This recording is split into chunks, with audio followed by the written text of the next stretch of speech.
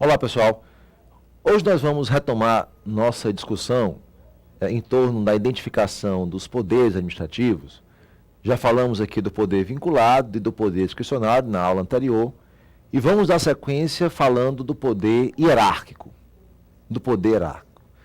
Como nós vimos aqui na aula passada, o poder vinculado e o poder discricionário, eles a rigor não se apresentam como poderes, materialmente falando. Eles são muito mais substantivos, qualidades dos outros poderes, do que poderes em si. Ao passarmos a análise do poder hierárquico, do poder disciplinar, do poder regulamentar e do poder de polícia, aí sim, a gente vai fazer uma análise dos poderes materialmente falando, substancialmente falando. Aí sim, nós vamos materializar essa ascendência do Estado sobre cada um de nós individualmente. E vamos partir da análise do poder hierárquico.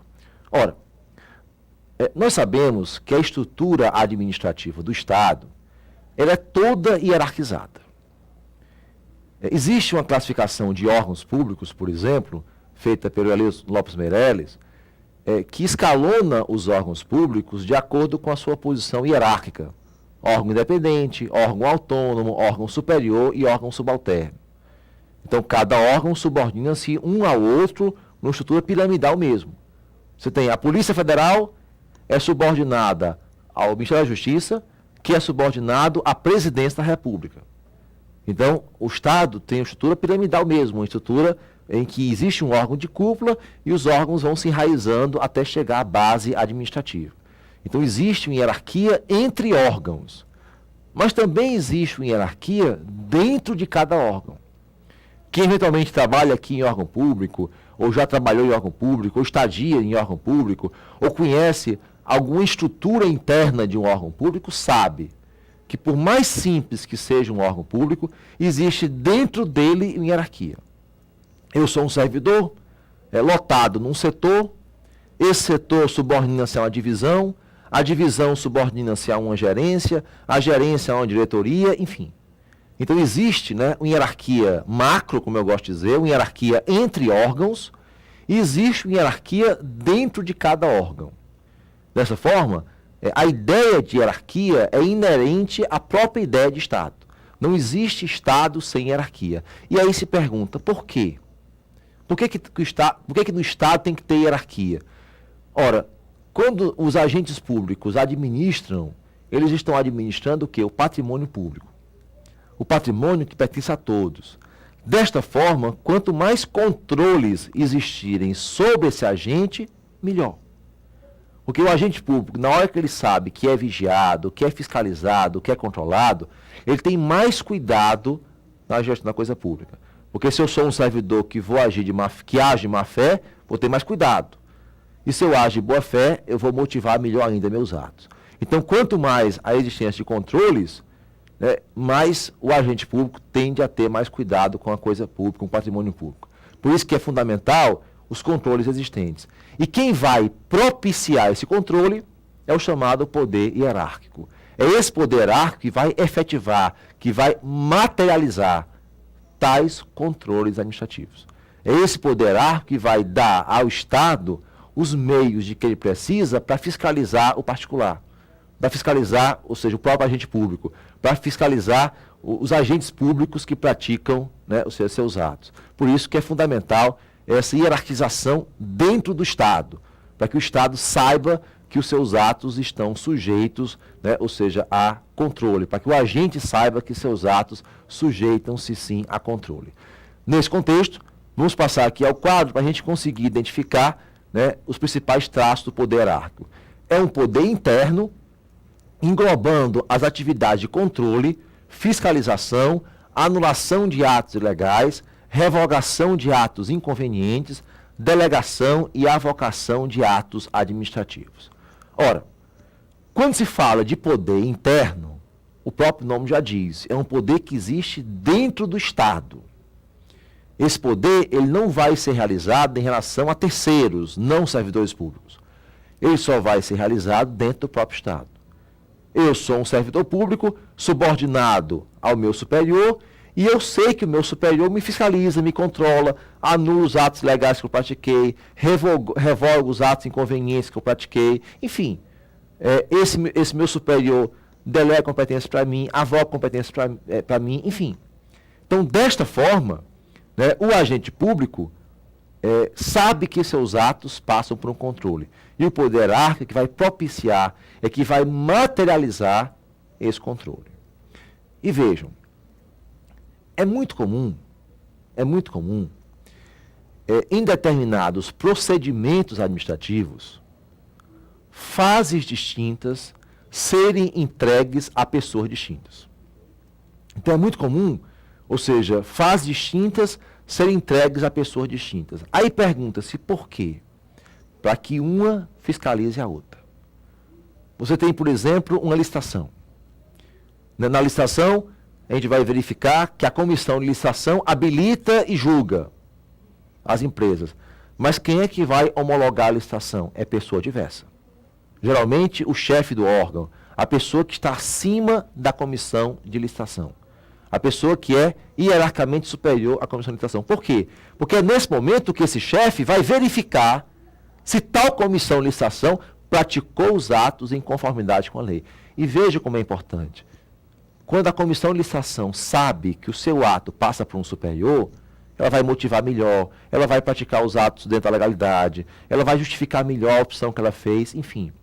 Por isso que, como eu sempre gosto de dizer, mais importante do que o próprio controle é o servidor saber que é controlado.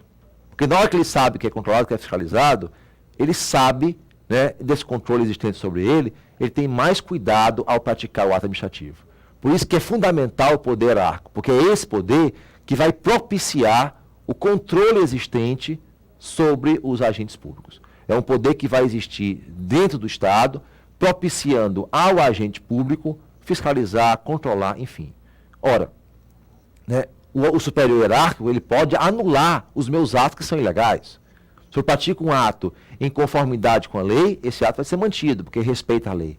Mas se eu pratico um ato em desconformidade com a lei, o meu superior, percebendo que eu pratiquei esse ato ilegal, ele vai sim anular. Se ele percebe que aquele ato não atende mais ao interesse público, ele vai revogar. Então é importante que dentro da esfera administrativa existam sim esses controles.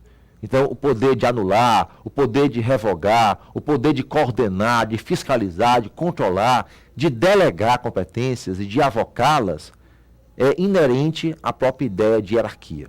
A hierarquia é que vai propiciar o chamado controle interno administrativo, porque é ela que vai materializar, ela que vai instrumentalizar o Estado para que ele possa efetivar esse controle. Por isso que é um poder inerente à própria ideia de Estado. Não existe Estado sem que haja nele uma hierarquia interna, uma hierarquização administrativa.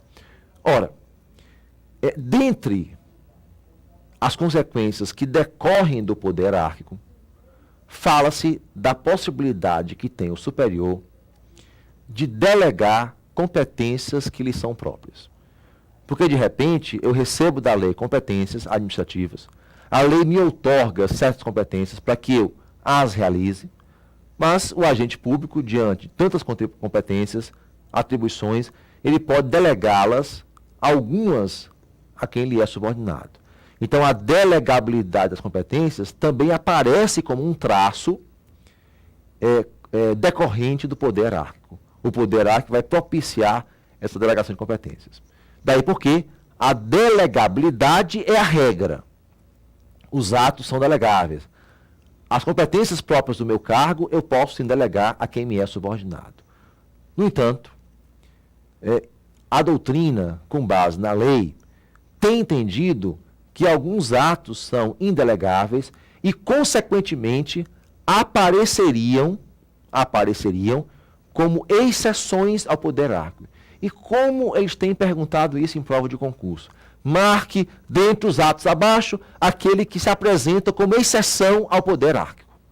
E aí, muitas vezes, são os atos que não comportam a delegação. São os atos em que a delegação é incabível. A delegação não pode. Mesmo que o agente público queira delegar, a lei proíbe. Aí se pergunta, e quais são esses atos, professor? Existe uma lei, a gente passa aqui a lousa, Existe uma lei que é a Lei 9784 de 99. Essa lei é uma lei importantíssima, porque é a lei que disciplina o processo administrativo no âmbito federal. E essa lei, ela fala muito de ato administrativo. Por quê? Porque essa lei, né, ela disciplina o processo, e o processo é formado por vários atos. E lá no artigo 13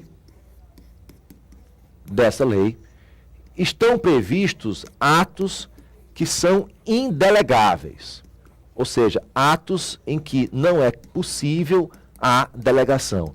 Ou seja, mesmo que o agente público queira delegar, não pode delegar. Ora, se o poder hierárquico arregra a delegação, se tais leis, se tais atos são indelegáveis, apareceriam como exceção ao poder hierárquico. E que atos são estes? Atos de competência exclusiva. Atos de competência exclusiva.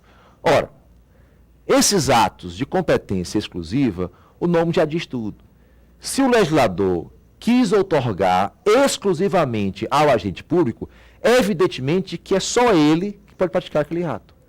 E mesmo que ele queira delegar, ele não pode delegar. Né? São atos de sua exclusiva competência.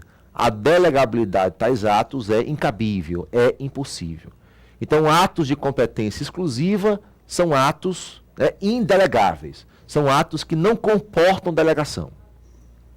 Também são previstos como atos indelegáveis os atos normativos. Aí se pergunta, por quê?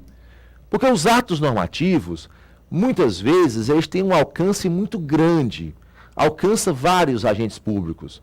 E seria complicado você delegar esse ato a uma certa pessoa cuja hierarquia talvez não fosse observada pelos demais colegas. Então, acha-se por bem os atos normativos também serem delegáveis. Aqueles atos que normatizam certas situações, que não produzem efeitos concretos, mas sim efeitos abstratos em geral.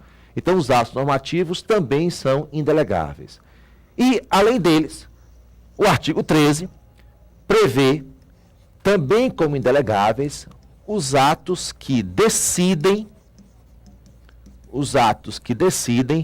recursos administrativos. Então, os atos que decidem recursos administrativos. Aí pergunta-se, e por quê? Ora, porque nos atos que decidem recursos administrativos, quem deve decidir os recursos contra meu ato é uma pessoa superior a mim.